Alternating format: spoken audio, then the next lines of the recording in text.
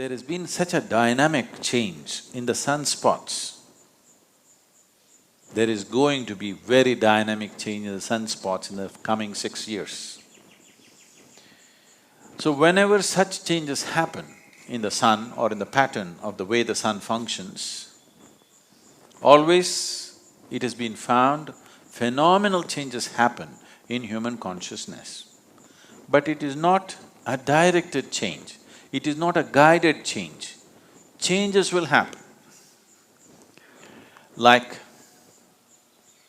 a full moon day or a new moon day, on these days, there are certain changes happening within a human being. Most human beings do not notice it, but it is happening. If you were psychologically fragile, then you would distinctly notice it. People who are psychologically imbalanced for some reason, on that day they will find they're much more imbalanced.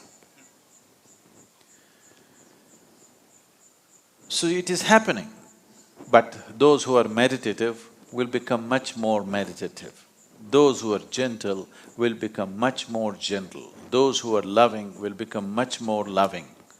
Those who are insane will become much more insane. So, it will set a certain pitch, but it does not direct. If you are completely at the mercy of the forces around you, you will be very volatile, up and down. The whole ocean is rising. So, you think nothing is happening in this body? Definitely it's happening. Now, the sunspots will definitely create some kind of volatile energy. But how it will work out for human beings is left to us. That's why I said, if we have a prediction and wait for it, we don't know how it'll go.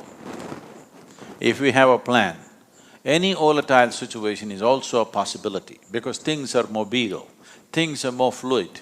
This is the time to craft things the way we want. So it is a possibility. Does it mean the possibility is only now, it's not been? No, always these things are happening. At certain times, it may be a little more than other times.